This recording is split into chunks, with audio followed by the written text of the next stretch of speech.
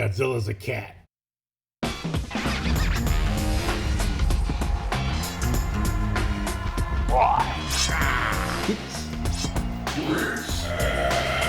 Gut reaction.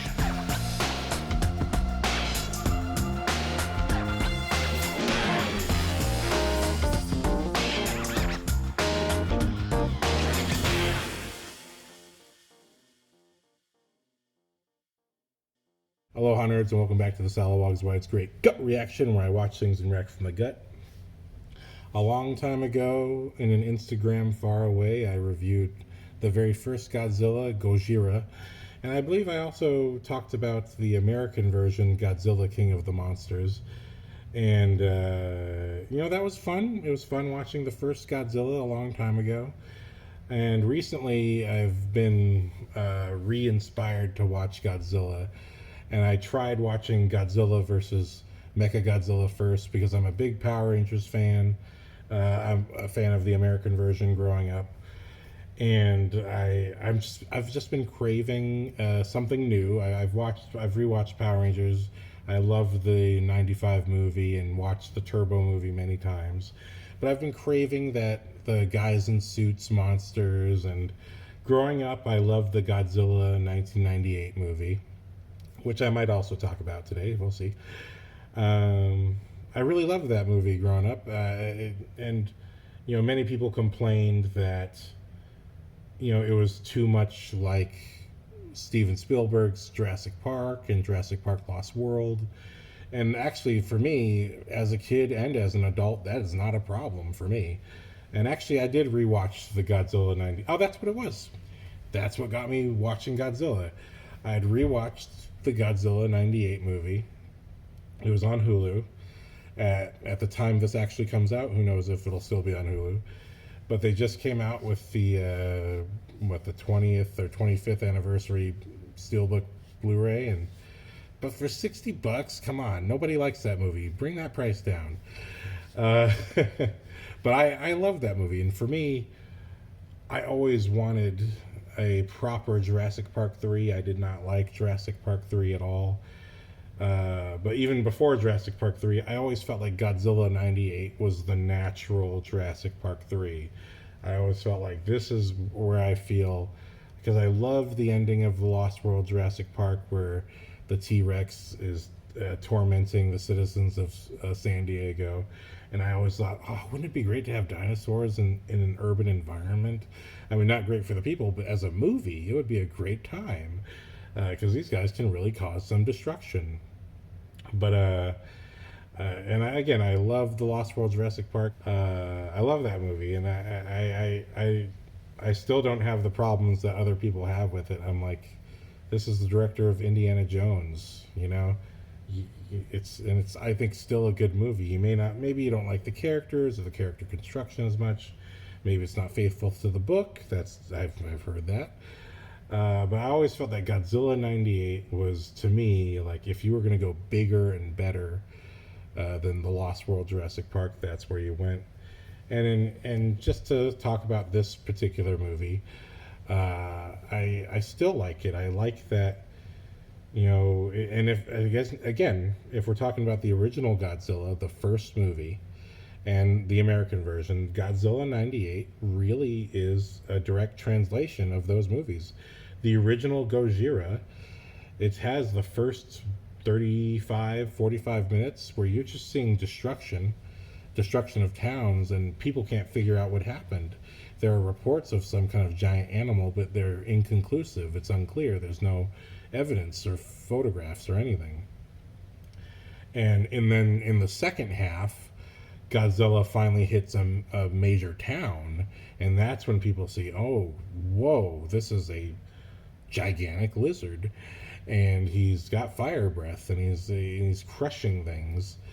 But what I appreciate is, again, I already did that review, but both in the first Godzilla, Gojira, and in the 98 version, that's the very same story happens. The first 45 minutes is we're seeing the destruction Godzilla makes. We get maybe a little hint of, the look of a tail or something, but we can't fully tell what it is. and we see the destruction and the consequences. And in the case of the 98 version, we literally see gigantic footprints, which I think is a great effect. It's physical, it's real, there's real lighting on it. I love that when Matthew Broderick is pulled in onto the investigation of Godzilla before they even know that it's Godzilla. It's very, very close to the original Gojira, where a scientist is pulled into figuring out what's going on. And but I would say I'll get into this more later. When I did watch Godzilla Raids Again, which is the sequel to Gojira, and I just watched King Kong versus Godzilla, and if you watch Gojira and Godzilla Raids Again, these are two very straightforward movies, very simple, where people are just regular people in regular jobs are witnessing horrific destruction, and they're figuring out what's going on. And in the first Gojira, the scientist who's responsible for making Godzilla is responsible for nuclear testing or something like that. In some way or other, he feels responsible for the forming of Godzilla by nuclear tests. And it's him who designs a weapon, an oxygen destroyer, to kill Godzilla. But he does not come back in Godzilla Raids Again. When we go to Godzilla Raids Again, it's other nice people. They're in the military or military related. And when Godzilla returns, now people have some kind of system where they realize Godzilla is attracted to lights. And so when they have a Godzilla sighting, the towns nearby turn off all of their lights. People either evacuate or they just go to their homes. And the military uses flares to distract Godzilla when he surfaces. And a lot of that goes into Godzilla 98, where, you know, after interacting with Godzilla for the first time, the military, you know, through Matthew Broderick, realizes Godzilla's attracted to fish. And like Godzilla Raids Again, they keep all the lights off and keep all the lights on the fish, and use that to draw Godzilla into an attack, a position where he can be attacked, into the kill zone or the kill box. And so, while the Godzilla 98 does have a lot of comedy that people say they don't like because it's like The Simpsons, I'm like, again, Steven Spielberg and The Simpsons, you love these things, but you just don't like them together? I'm a little confused here. What, you know, do you not like those things actually? Because when they're combined, it's not okay? Just like Star Wars and the Ewoks. Well, now there's Ewoks, so Star Wars is bad. I'm like, get out of here. It's about the story. You know, Ewoks, they're small and they conquer the little ATSTs. And that's, you know, it's symbolically what's going on with the rebellion versus the Empire. It's symbolism. Get over it. And they're cute. You don't like cute things. That's your real problem. But, you know, outside of the humor and some of the more ridiculous characters in the Godzilla movie, the Godzilla 98 movie, much of Godzilla 98 is actually just very functional. And it's about how do we address the problem of this giant lizard. And we do have some sort of parody characters. But actually, when I got to King Kong versus Godzilla, the original... And let me say, part of the reason I'm watching these in order, I realized also that the early movies were all directed by the same guy. Damn, I forgot his name. Name here. I remembered his name. I did remember it. But when we get to King Kong versus Godzilla, suddenly we're in a bigger budget, and it's not just the military versus Godzilla trying to figure things out and trying to solve things. And you know what's crazy about Godzilla Raids Again is it's just the military versus Godzilla, and it takes to the end of the movie for the military to sort of realize Godzilla's walking himself into a trap, and by accident, when Godzilla blows up one of their planes and the plane smashes into a mountainside, there's an avalanche, and the effects are pretty dated and bad here. The effects are clearly, a little animatronic toy Godzilla with ice cubes falling on him. So it's kind of like, wow, okay, I see people accepting this in the 50s, but nowadays ice cubes don't fly. Not like that anyway. But it's the Gojira and Godzilla Raids Again, very straightforward.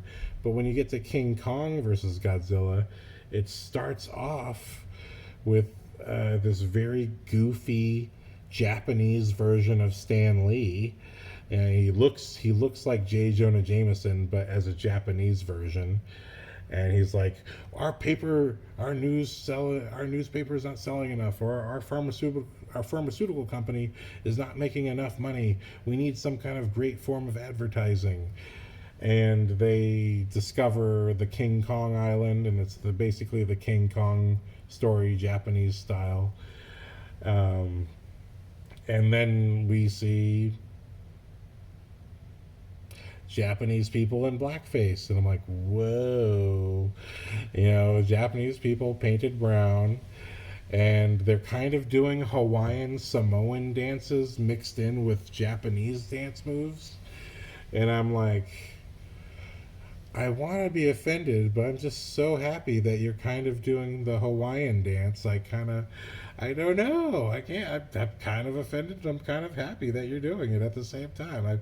I've got such mixed feelings here. I don't want to cancel your grandpa, but dang, Japan, what the heck were you doing? It's so weird.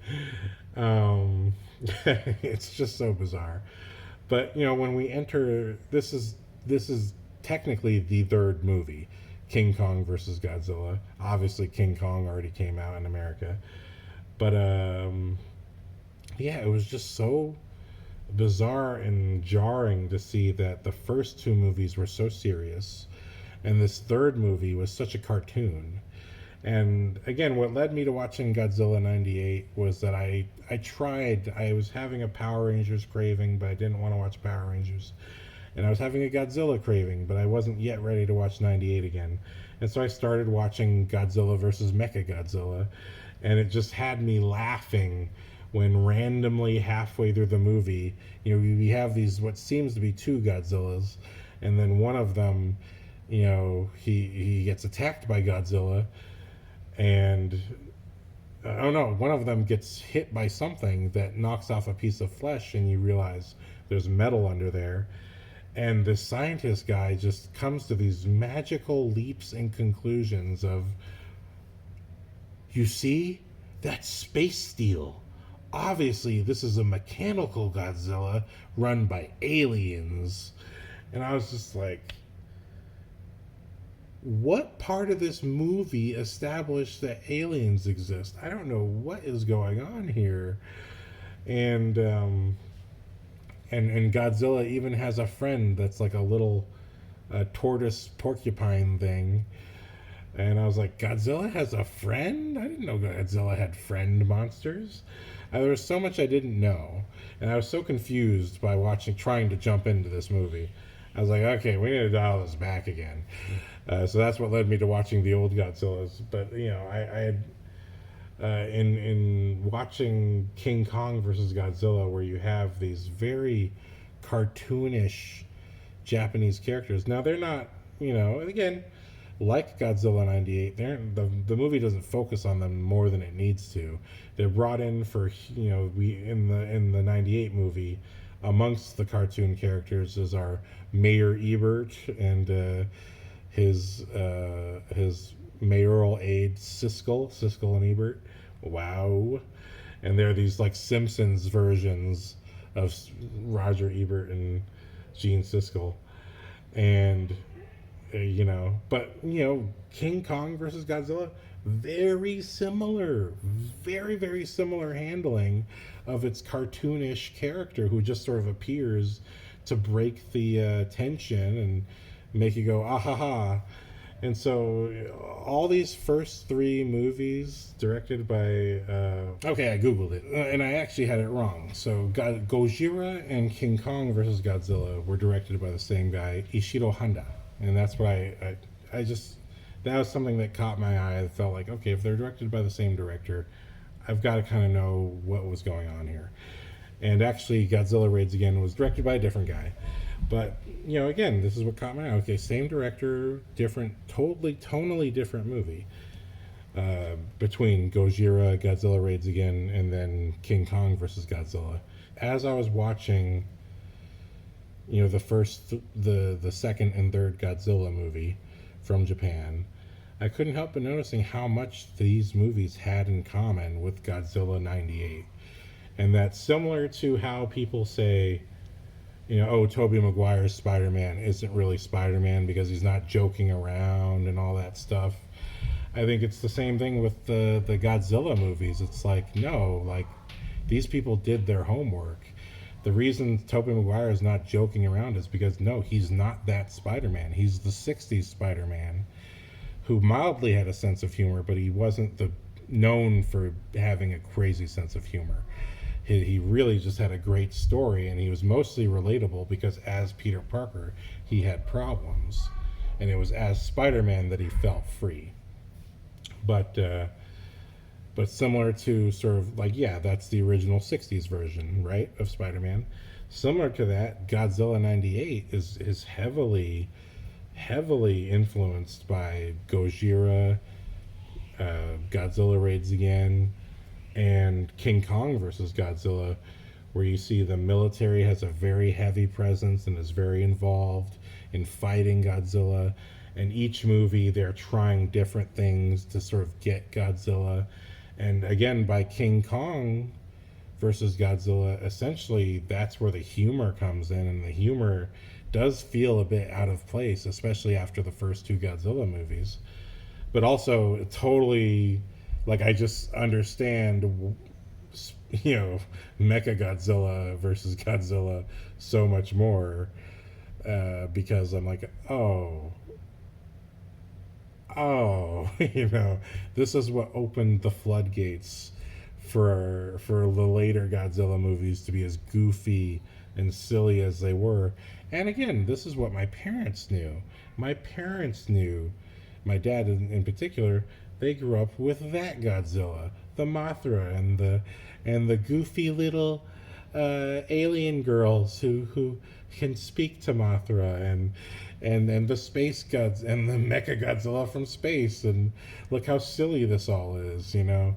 That's what my parents grew up. They just grew up with the goofier version of Godzilla, but it was always a man in a suit. And you know, things make a lot more sense to me now. And actually, now I'm a fan. I totally get it, and I want this to come back. Now, here's the real reason I'm watching all of this. I'm a filmmaker for over 15 years. I did make a short film that won some awards a few years ago. But that's really all I have to my name as far as any of you regular people would know me. But I want to come back to filmmaking, and I really, you know, as much as, you know, I'm proud of that short I made so many years ago. It was a James Bond short called 007 I Only Need One, and the nice things people have said about that short mean a lot to me. But that's not something that I generated. You know, that was my friend Andrew Nice, who, you know, he loved James Bond, and he loved it so much. And I love action movies, but I was only familiar with the Pierce Brosnan movies. But to prepare for making that short, you know, I had made a short that he was in during our college years that he liked, and it was like, okay, I think you get the sensibilities that I need for someone to be directing this movie. Andrew wrote that script, and he loved James Bond, but to prepare for shooting that movie, I basically watched almost every James Bond movie ever made, with the exception of the original Casino Royale from the 60s and Diamonds Are Forever, which is, no, whichever one Sean Connery did that's not technically part of the Eon canon. Those are the only two James Bond movies that I didn't watch. But essentially, I watched every single one. I didn't really take notes, but I just watched them, and I would listen to the songs every single day. And I literally listened to GoldenEye or by Tina Turner or some other James Bond song that I liked every single day, at least usually at least once a day. And that was how I mentally prepared myself to direct that movie, because even though it's a short film and it does look a little student filmy, and that's totally fair. I still wanted to make sure when I'm directing this that the spirit of those movies is somewhere in there. And the truth is, those movies were very straightforward, and it was just their wild sense of humor and sexual humor that was very key. But one thing I always noticed about each movie, and that I tried to put into the movie, my friend Andrew, he's a stunt guy, and so his movie was the script itself designed to be very action oriented, so he could have a lot of great action moments. But I would notice one consistent thing, and one thing that he taught me about James Bond was that James Bond drinks so that he can deal with the fact that he's killing people all the time. He doesn't like to kill people, and he only does it because he has to. And Man with the Golden Gun was one of those key movies that has that scene with Scaramanga, where Scaramanga, the world's greatest assassin, says, "You and me, James Bond, are the same." And James Bond says, "No, we're different. I kill killers and people who would kill other people, and you kill for money and glory." And that character difference was, and that scene with Roger Moore's James Bond was really emotionally effective for me, and it was my gateway into watching the movies. And I also tried to watch those all in order as well. I wasn't completely successful in watching them in order, but I watched them as much in order as I could. And I couldn't help but notice that across the movies, much like Godzilla, the bigger the budget got, the more comedy there was, the more needless action there was. And if you look at the early James Bond movies, there would be some kind of interesting opening sequence, but typically it would either start with Bond or it would start with the villain. And when basically in the Roger Moore movies, they were making so much money, they would have double intros, where James Bond got his own personal intro and the villain got their personal intro, and then they would do the title sequence. And I was like, dang. And you're just watching the budget grow. And now, by that same token, like I said, this was that short was generated by my friend. That's what he loved. But I've always loved Power Rangers. I've always loved superheroes. And again, I miss guys in suits, and I just don't feel like, I love that superheroes today have the power of computer technology. There's no other way that you could do these movies. It is the truth. But there's an old way of filmmaking that allowed different types of superheroes to exist, and that was the Power Rangers. And it was the men in suits from Godzilla, the Super Sentai. And so now I'm watching Godzilla in order, because my hope is that the next short or the next film, if I'm lucky enough to make a feature film, the next thing I make, I want it to be a guys in suits, action storyline, but it's got to have the good content and the good reasoning behind it. And so thus I'm watching the Godzilla movies in order, and I'll be reviewing them as many as I can as I go, but it's partially as my research. I'm also writing a screenplay for something else that I'm making, but I want to make a lot of things, but one of them is my own superhero I've created. But the other thing is I want to make Power Rangers. I would love to make a Power Rangers movie or a Godzilla type of movie or Pacific Rim, but I want to make it the old school way. And I know that in today's technology, in today's time, that we could make the old school look as good as the computer animation or better. But it all comes down to the principles of filmmaking. If you really know your filmmaking principles, it does not matter what the technology is. It's about the storytelling and understanding. But the only way for me to know that is to watch these movies and to see what they did right and what they did wrong. And again, I love Godzilla 98, and watching Godzilla Raids Again and King Kong versus Godzilla only strengthened my love for Godzilla 98, because I appreciate that, we have characters who have good arcs, the blonde reporter, or she wants to be a reporter, but her boss at the news office is a pervert and will only give her an opportunity if he dates her. And she is kind of vulnerable. She's kind of a cutesy girl, but she has the strength of character to keep saying no to him. But she can't say no to her friend who says, well, steal his ID and go pretend you're a reporter. And Matthew Broderich, go steal his ID, and we'll put your picture on his picture, and you go talk to your ex-boyfriend Matthew Broderich, and we get this little mini character drama, and maybe it's not interesting to a lot of people, and it's not the specific premise of it that's interesting to me. What's interesting to me is the choices and the consequences. She steals her boss's ID, but it takes so much stuff to get her there. And then the consequence, it's not okay with her that she stole it. And then not only that, she uses it on her ex-boyfriend, Matthew Broderich, and he tells her his theory is that Godzilla is laying eggs, and he's going to have to go tell this to the general, played by the excellent Kevin Dunn. And she steals a tape that he has that has all of the footage they have of the Godzilla events up to this point, which it's classified information. And, there's a reason, granted, sometimes some horrible experiments are carried out on people, but sometimes there's a reason intelligence is held back from the public. It's because the government is trying to carry out an operation that will protect the public, but if it gets out, the public could potentially get involved in an unsafe way and only put themselves in harm.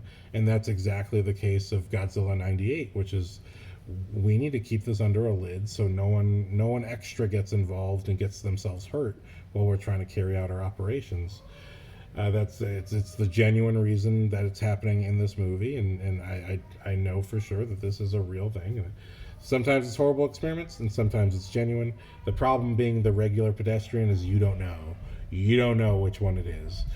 But in this case, it becomes a security leak, and Matthew Broderick loses his job. He's kicked out of the military infrastructure, and as a consequence, what seems to be a renewal of their relationship turns into an even deeper destruction of their relationship, where now she's ruined some aspect of his career, and still her news story doesn't get run on the news, and she essentially remains the victim of her boss. And so lying and stealing doesn't win anything for her.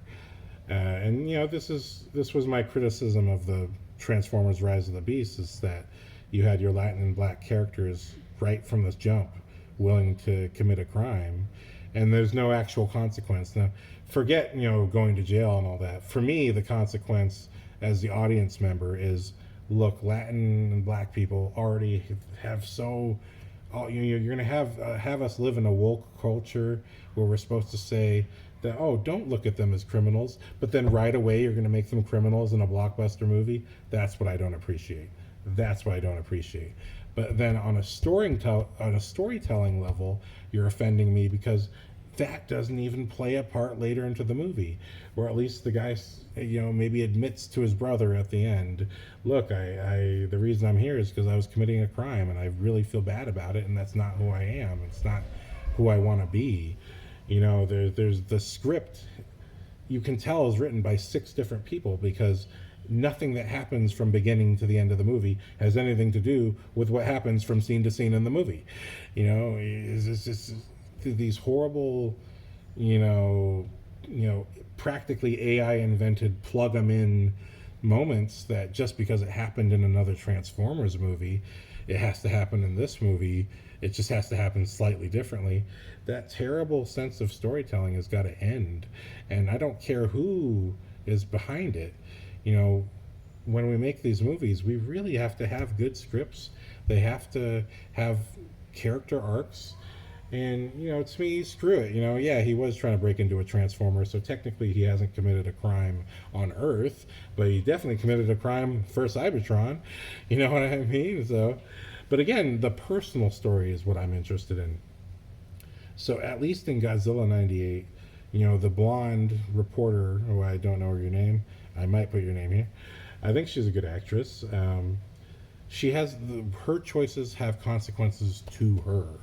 You know, she doesn't lose her job, but her what she was trying to do it for completely ends up backfiring, and she regrets it. And she also grows, and through the Hank Azaria character, who's the boyfriend or husband of her friend who told her to steal her boss's badge in the first place, you know, he sees Matthew Broderick get hijacked by Jean Reno and pulled into the French version of a spy movie or something, and thus gives her the opportunity to redeem herself. And so what I like about the Godzilla 98 movie is that whenever it's about Godzilla, we have that kind of serious, like, how do we deal with this situation story.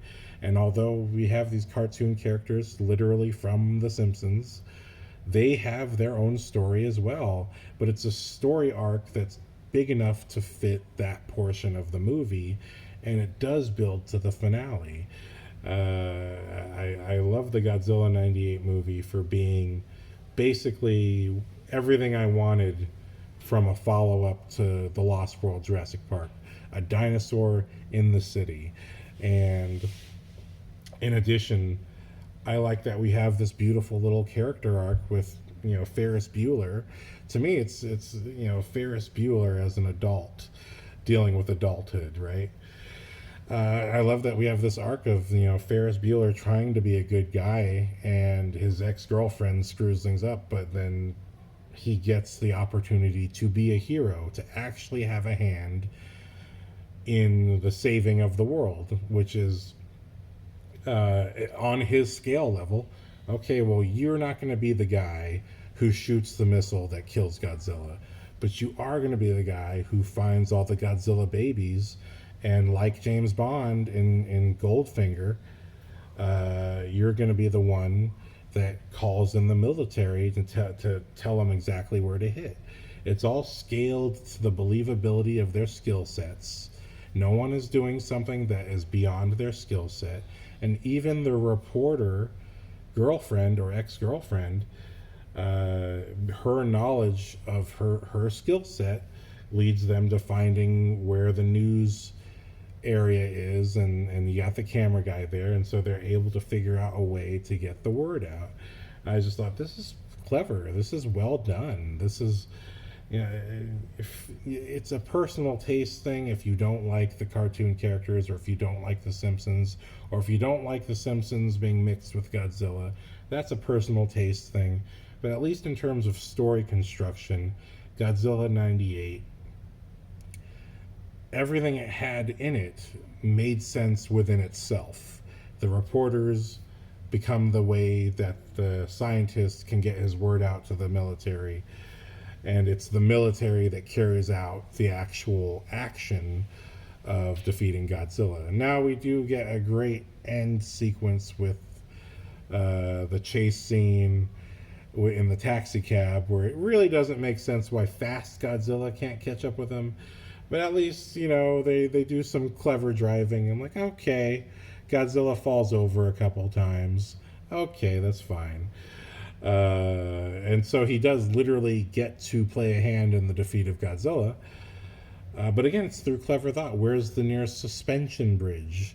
And when Godzilla's smashing through everything, it's all those suspension wires that catch him and entangle him.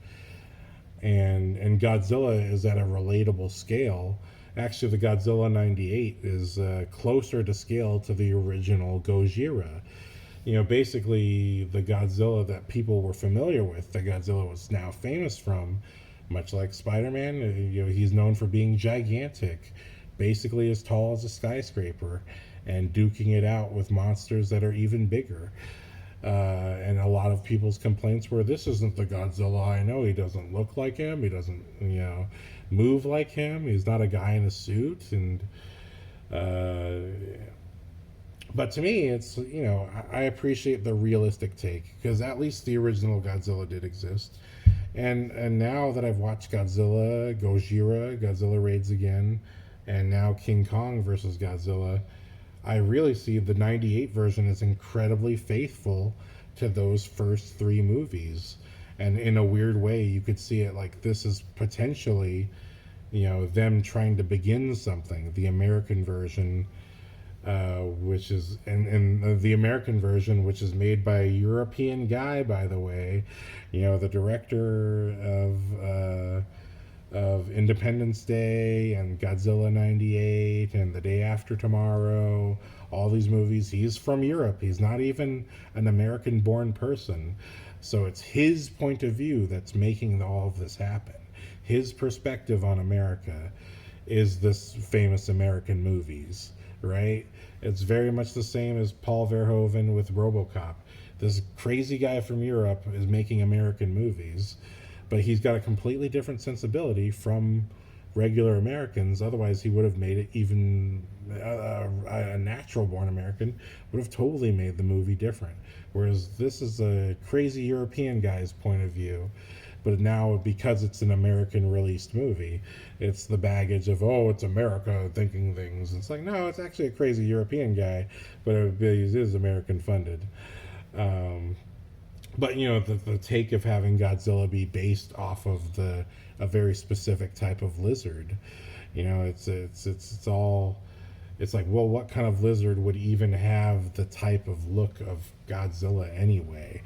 It's a very specific point of view, and I'm happy with the realistic version of Godzilla. I like it a lot. I think it deserves its own space and time, and I'm glad at least we got one good movie, or I think it's a good movie. But even the Godzilla 98 ends with the single egg. And even if they weren't planning a sequel, I love the bait toward a sequel. I love it when movies just leave a little bit there for you to think the story goes on, the story continues.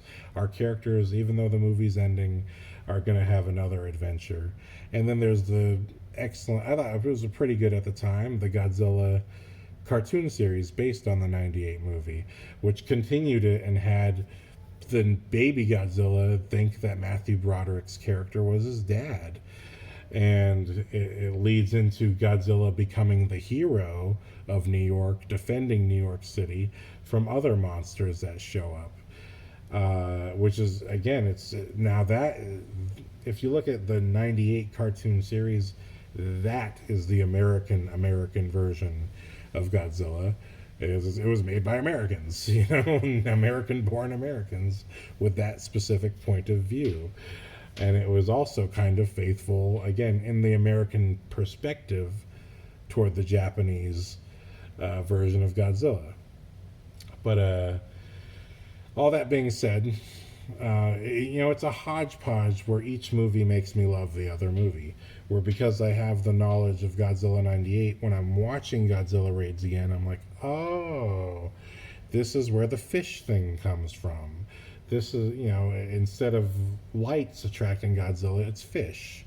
They just simply changed it to an accessible way to get the characters to interact. Well, in Gojira and 98, the same things happen, but in the 98 version, it's like, oh no, he's an animal, he's feeding, so he's looking for fish, and he's not just eating for the sake of eating, he's trying to feed his young. Okay, all these pieces build on each other.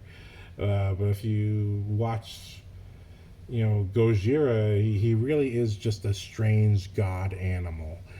And even in King Kong versus Godzilla, they because Godzilla himself from the Japanese version does not necessarily resemble any particular animal. He kind of looks like a lizard, but at the same time, I came to realize his head kind of looks like a cat. He kind of has a cat-shaped head. And only because recently I'm at my friend's place right now. I've been spending more time with cats than I ever have. And I'm like, wait a second. Your head looks like the head of a cat. And so it's given me this theory. Now, let me say this line from King Kong versus Godzilla that I loved. After King Kong is captured from Japanese people in blackface and ferried over to Japan to fight Godzilla, that's literally the reason he's brought over, for a pharmaceutical company to have advertisements, and for the military, wait, we can use him to fight Godzilla. Good idea. And the pharmaceutical company's like, sure, as long as our cameramen can film it. You know what I mean? It's just like, what? What?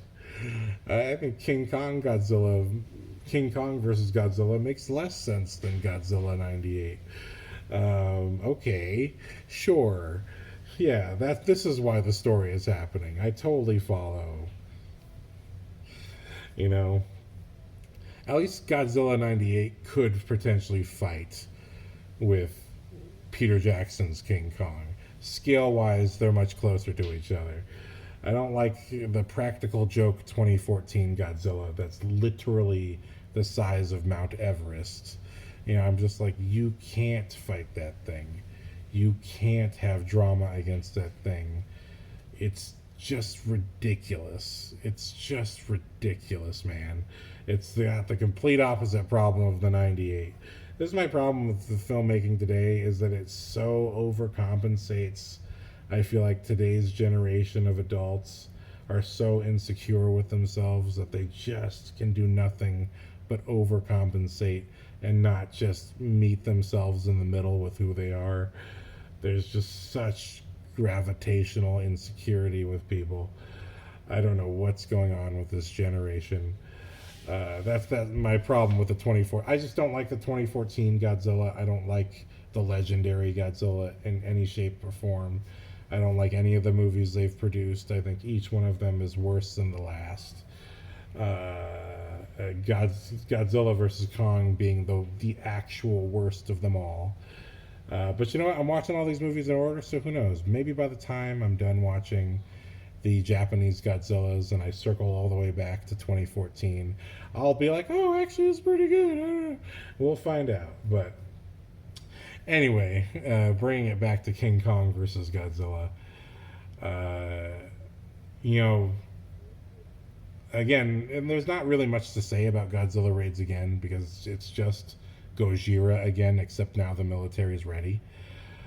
What I do love from Godzilla Raids Again into King Kong versus Godzilla, what I really appreciate about them is that when we get into the sequences where whether it's Godzilla and Raids Again attacking the towns or whether it's King Kong fighting Godzilla, is that there's a really great sense of cinema scope where the camera is, how the set is built, does allow you to have a sense of scale with the characters. And obviously King Kong is scaled up to be the size of Godzilla. But also Godzilla wasn't that big back then. So he wasn't scaled up that much. He's maybe, half his height taller.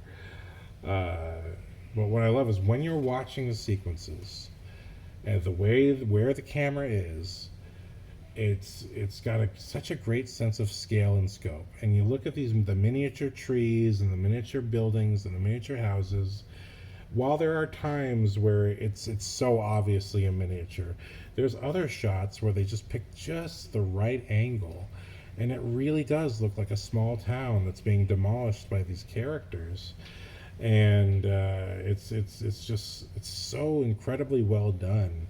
And philosophically, in the way that they shoot it, they really are shooting these monsters as if they were some kind of torrential storm or some kind of supernatural incident that's happening to people. And it's always the people who we're watching running away from things. And At this time, Godzilla Minus One, they just released the trailer and it's coming out in December. That's the time of this recording. So by the time this comes out, will probably be long after the movies come out, and I'll have recorded that review by then. But just that sense of scope and the way they film them, there is a real sense of drama for the human characters, and we never focus on the human characters beyond what's needed to kind of keep the movie going. In Godzilla Raids Again, we have this story of a pilot and his to-be wife, and the pilot is engaged and is looking to be married, and then he has a best friend pilot who everyone calls the groom because he's not actually with anybody, but he has this romantic notion about a girl, and this other girl who's waiting to be married is becomes his friend. And it's a nice little story where, when I remember I said that by accident one of the planes gets hit. Well, it's not accident. Godzilla shoots his fire breath at one of the planes, and just by happenstance that plane hits the mountainside and causes an avalanche that gives the military the idea, we gotta do an avalanche. Godzilla's a force of nature. It's going to take a force of nature to take him down. But it's the best friend pilot who this girl becomes friends with and finds out, oh, he's got this unrequited love, and he's got this dream of saying what he wants to say to this girl. And they even banter about, well, what should I get this girl that I really like? And she's trying to come up with a good gift, and she finds a picture, and actually I'm not really sure who it is in the picture. Is it her or is it a different girl? Everyone kind of has the same haircut, so you're just kind of like, okay, I'm sorry, I can't tell who this is. But it's such a, that's one of the things that makes Godzilla Raids Again strong as a piece, at least, is that the human character just has a very simple storyline, because this is an action disaster movie. It's Godzilla's the disaster, and the human part is the action trying to handle the disaster. And so you just have just big enough of a story where, what's going on with this guy? What's going on underneath the layers? He has an unrequited love, and it's just before he dies that the girl finds the picture of the girl that he's in love with, and it's a tragedy that he dies, because he'll never get to tell her how he felt. We'll never see if he gets what he wants. And that kind of inline story is sort of the tragedy of when Godzilla is destroying people. That's what he's destroying. He's destroying these people who have these dreams and these lives and these relationships that they'll never get to have later. And so that's the beauty of Godzilla Raids Again, is that it seems so superfluous, but when you reach the end and it's the best friend who, not only is he a nice guy that the girl likes, but he's the one who, when our hero pilot, the one who saves the day at the end, he is the one who gets lost earlier in the movie, and it's him who discovers Godzilla's existence, that Godzilla is alive again and returned. And it's the best friend pilot who comes to save his life and gets him out of the situation. But it's the hero pilot who witnesses Godzilla fight his first monster battle. And this is what's so cool about Raids Again. When Godzilla Raids Again, it starts off with the hero pilot crash landing onto a little island where Godzilla is duking it out with this tortoise with spikes on its back, dinosaur looking thing.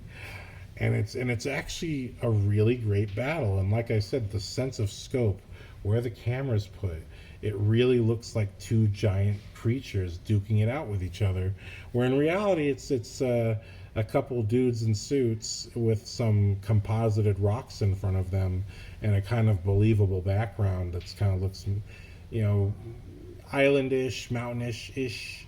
It kind of looks like a little island of dirt. But the scope of it still feels great.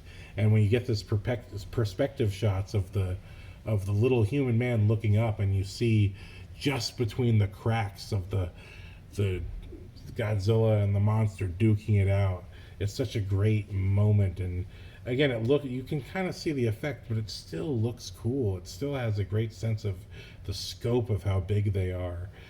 Again, this is what makes the effect so good, is that the human perspective is still put there. It's not the only perspective. We do go to the Godzilla-sized camera footage. But when we get those human perspective shots, it's so much fun. It really makes you feel like you're there.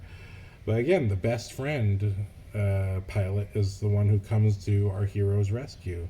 And that's why it's so sad at the end when he dies. It's like he saved the hero in the beginning, and he's the reason why the government knows that Godzilla's coming, and there's other Godzilla monsters out there too.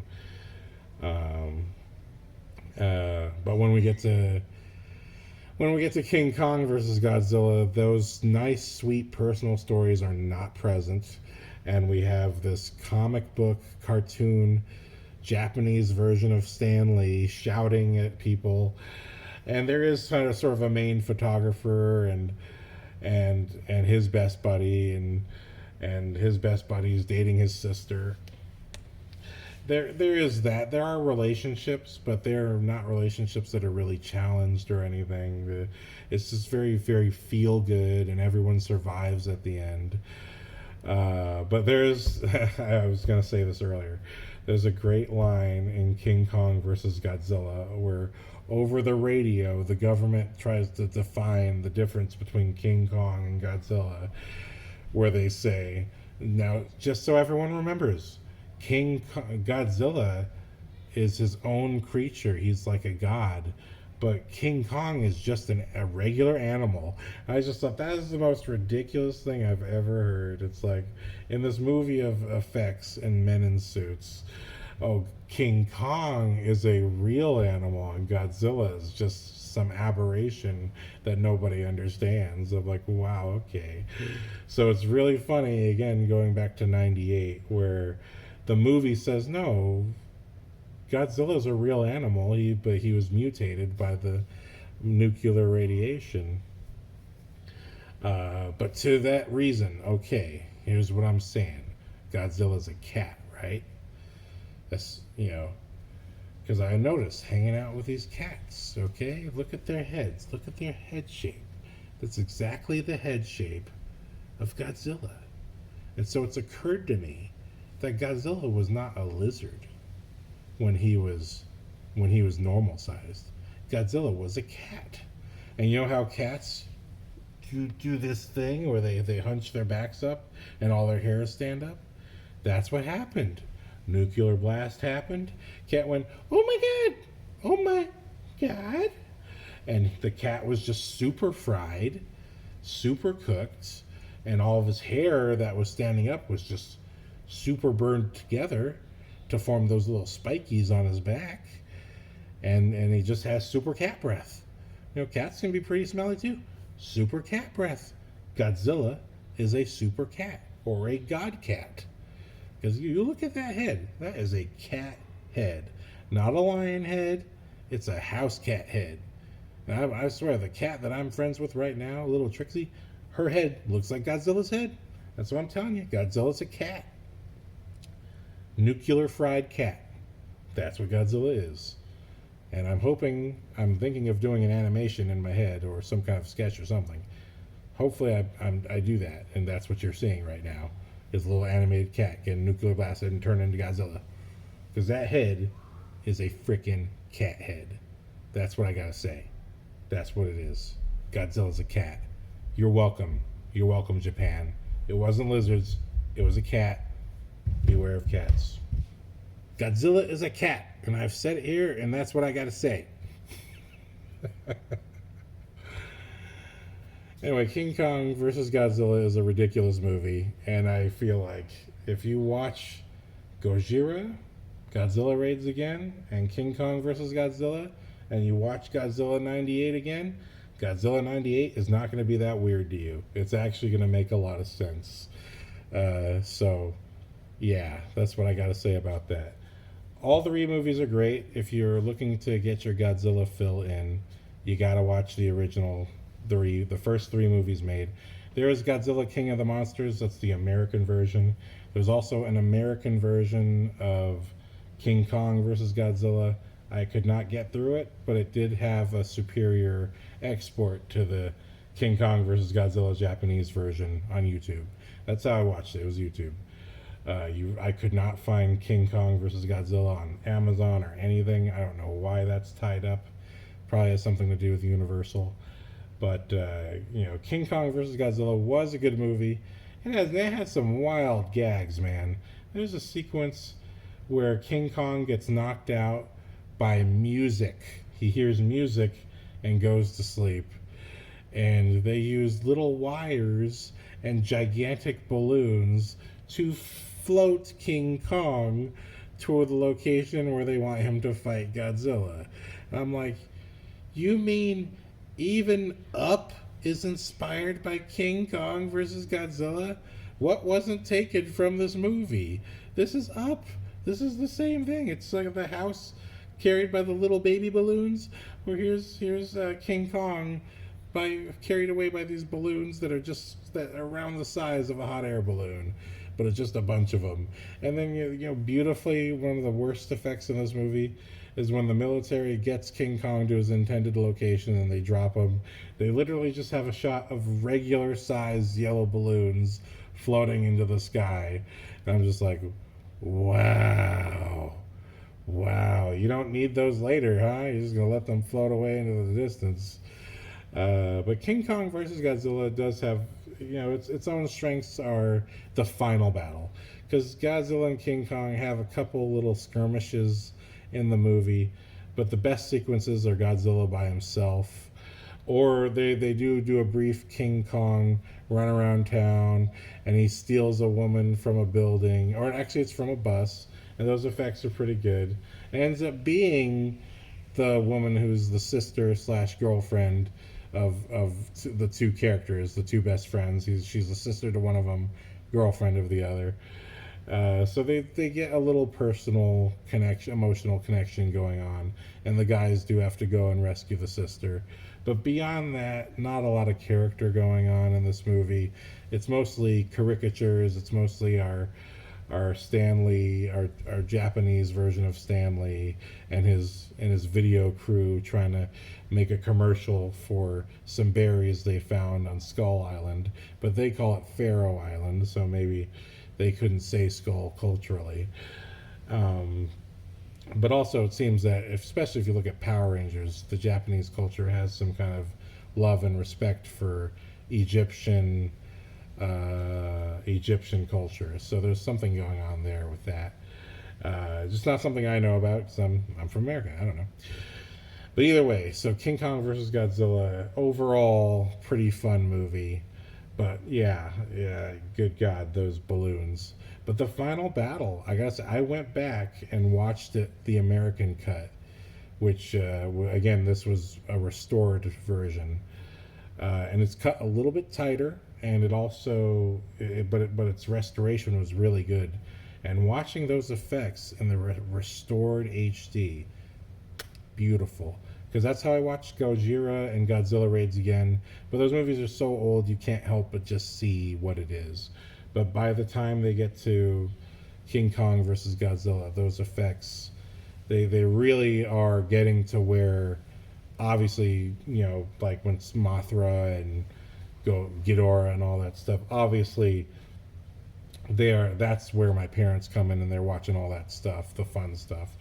But it's fun watching these old movies and seeing the evolution of the technology and the evolution of the special effects. And on that level, I definitely recommend King Kong versus Godzilla.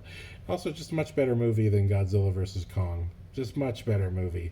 So I even watched a clip of the King Kong versus Godzilla fight. And while it is pretty cool fight, pretty cool fight in Godzilla versus Kong, it's all CGI, and really the character of both characters just isn't really there. And there's nothing that makes, having seen that whole movie as a whole, there's nothing that makes me want to watch more than that. Whereas King Kong versus Godzilla still has that genuine spirit of something magnificence happening, and we've got to go witness it, and we've got to go deal with it. And I think that's the magic of these old Godzilla movies, is just that human scale of awe at what's happening, and that sort of relatable reaction where it's going to be the military, it's going to be these people dealing with it. These are the only people who have the toys to deal with it. And once you get to the American versions of things where somehow some mercenary group has all this technology or equipment or whatever, it's just like, okay, so what? You know, you have this future tech and it looks really random and weird and it doesn't really make much sense. I don't know what's going on. But when you watch these older versions of the movie, I just really appreciate where each character is coming from makes some level of sense. There's some kind of logic to it that gets you from one thing to the other. So anyway, that's my sort of review of Godzilla Raids Again, Godzilla 98, and King Kong versus Godzilla. I loved all of them. And again, watching Raids Again and King Kong versus Godzilla, Godzilla 98 makes a lot more sense. It even makes sense to me as someone who already enjoyed it, but now I see where all the references are coming from. So if you did not like Godzilla 98, but you are interested in Godzilla, I recommend watch Gojira, watch Godzilla Raids Again, and then watch King Kong versus Godzilla, and then watch Godzilla 98, and I think you'll totally appreciate where that movie came from. Because to me now, it's apparent where the references are. Because it's like the things happening in Godzilla 98 aren't random. They do feel like they're referencing something, and I see it. It's all totally there. The naturalism, the reaction, who's doing what, it all comes from those first three movies. And if anything, I'd say 98 is just a merging of the first three movies of Godzilla. Those are the first movies that ever came out featuring Godzilla, were those three movies. And it's so clear that 98 was supposed to be that. And that, to me, whether they had sequel plans or not, when you consider that 98 ends with a baby Godzilla coming out, to me it just suggests that if they did do sequels, the hero Godzilla that everyone knows, that even in King Kong versus Godzilla, Godzilla's not the hero.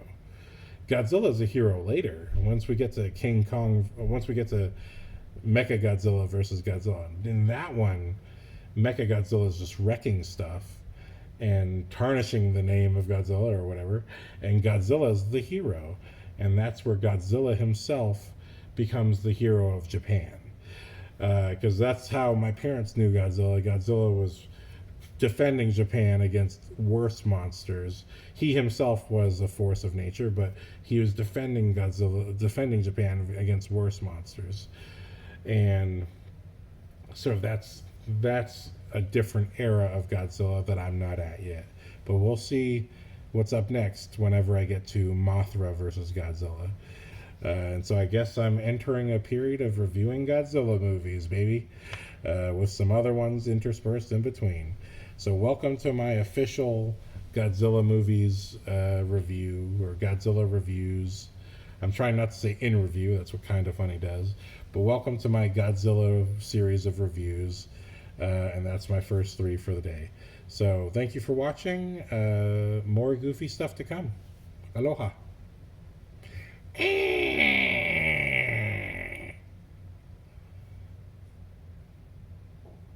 You can't get it out of your head now, can you? Godzilla's a cat. Meow.